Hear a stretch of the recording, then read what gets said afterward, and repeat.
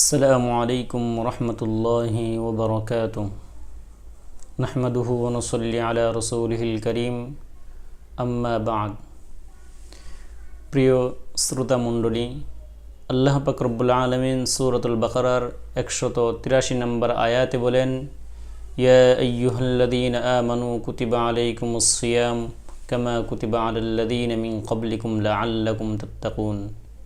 হে ঈমানদারেরা, তোমাদের উপর রোজা ফরজ করা হয়েছে যেমনিভাবে তোমাদের পূর্ববর্তীদের উপর রোজা ফরজ করা হয়েছে, যাতে করে তোমরা মুত্তাকি হতে পারো। অর্থাৎ যেমনিভাবে একজন মুসলমানের উপর দৈনিক 5 ওয়াক্ত নামাজ আদায় করা ফরজ, তেমনিভাবে একজন মুসলমানের উপর পূর্ণ রমজান মাস রোজা রাখা ফরজ। এটা আল্লাহ পাক রব্বুল আলামিনের পক্ষ থেকে নির্ধারিত ফরজ বিধান। কোনো মানুষ প্রকৃত মুসলমান হতে পারবে না যতক্ষণ পর্যন্ত সে রমজানের রোজা না রাখবে, কারণ এই রমজান মাসের রোজা এটা ইসলামের ভিত্তিসমূহের মধ্যে একটি। রাসূল সাল্লাল্লাহু আলাইহি ওয়াসাল্লাম বলেন, বুনিয়াল ইসলামু আলা খামসিন শাহাদাতি আল্লা ইলাহা ইল্লাল্লাহ ওয়া আন্না মুহাম্মাদার রাসূলুল্লাহ ওয়া ইকামিস সালাহ ওয়া ইতাইজ যাকাত ওয়াল হজ্জি ওয়া সাওমি রমাদান। যে ইসলামের ভিত্তি হলো 5টি বস্তুর উপর। 1 নম্বর, আল্লাহ ছাড়া কোনো ইলাহ নেই, মুহাম্মদ সাল্লাল্লাহু আলাইহি ওয়াসাল্লাম আল্লাহর রসুল, এই সাক্ষ্য দেওয়া। 2 নম্বর, নামাজ আদায় করা। 3 নম্বর, যাকাত ফরজ হওয়া পরিমাণ সম্পদের মালিক হলে যাকাত আদায় করা। 4 নম্বর, সক্ষমতা অর্জন হলে হজ আদায় করা। 5 নম্বর, রমজান মাসের রোজা রাখা।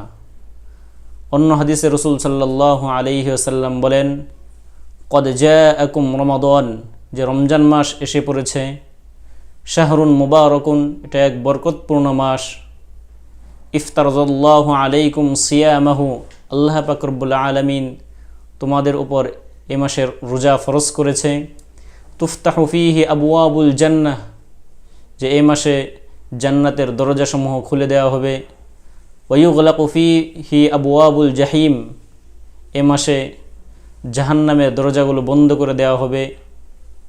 ওয়ায়ুগাল্লু ফীহি শায়াতিন, আর এ মাসে শয়তানদেরকে বন্দী করে রাখা হবে। ফীহি লাইলাতুন খায়রুম মিন আলফি শাহর, এ মাসে এমন এক রাত রয়েছে যা 1000 মাসের চেয়েও শ্রেষ্ঠ। রাসূল সাল্লাল্লাহু আলাইহি ওয়াসাল্লাম পরে বলেন, মান হুরিমা খায়রাহা কদ হুরিমা, যে ব্যক্তি এর কল্যাণ থেকে মাহরুম হবে সে যেন সব কিছু থেকে মাহরুম রইল।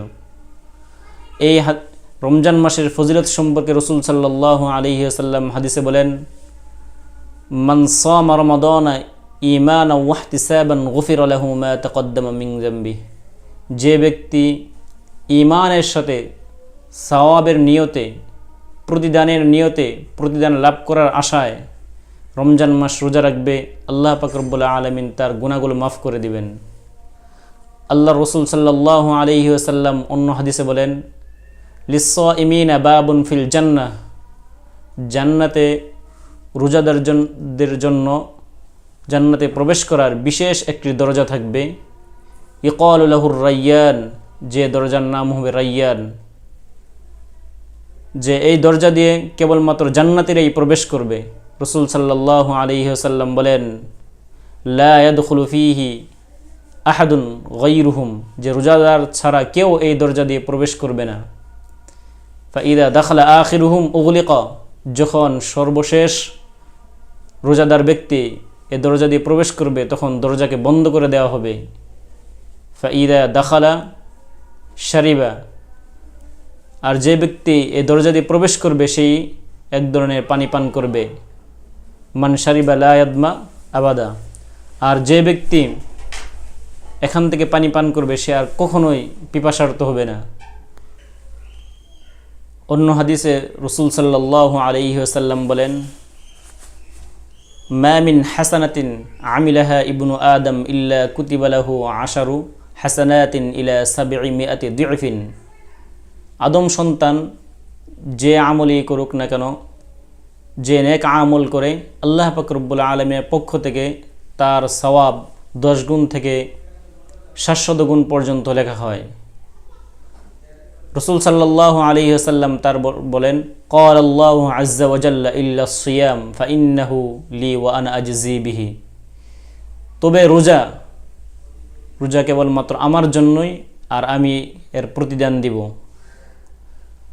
অতঃপর রাসূল সাল্লাল্লাহু আলাইহি ওয়াসাল্লাম বলেন, আস-সিয়ামু জুন্নাহ, রোজা হলো ডাল স্বরূপ।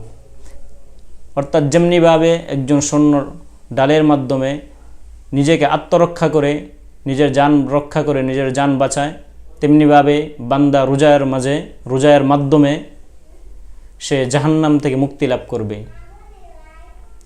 অতঃপর রাসূল সাল্লাল্লাহু আলাইহি ওয়াসাল্লাম বলেন, লিস-সাইমি ফারহাতুন ইনদা ফিত্রিহি ওয়া ফারহাতুন ইনদা লিকাই রাব্বিহি। যে রোজাদারের দুইটা আনন্দের সময় রয়েছে, একটা হলো যখন সে পূর্ণ রমজান মাস রোজা রেখে রোজা শেষ করবে, আরেকটা হলো যখন সে মৃত্যুর পর আল্লাহ পাক রব্বুল আলামিনের সাথে সাক্ষাৎ করবে। হাদিসের শেষে রাসূল সাল্লাল্লাহু আলাইহি ওয়াসাল্লাম বলেন, লা খুলুফু ফামিস-সাইমি আতয়াবু ইনদাল্লাহ মিন রিহিল মিস্ক। যে আল্লাহ পাক রব্বুল আলামিনের কাছে রোজাদারের মুখের ঘ্রাণ মিস্কের চেয়েও অধিক প্রিয়। আল্লাহ পাক রব্বুল আলামিন আমাদেরকে শুদ্ধভাবে সঠিকভাবে রোজা রাখার তৌফিক দান করুক। আমিন। ওয়া আখির দাওয়ানা আলহামদুলিল্লাহি রাব্বিল আলামিন। আসসালামু আলাইকুম রাহমাতুল্লাহ।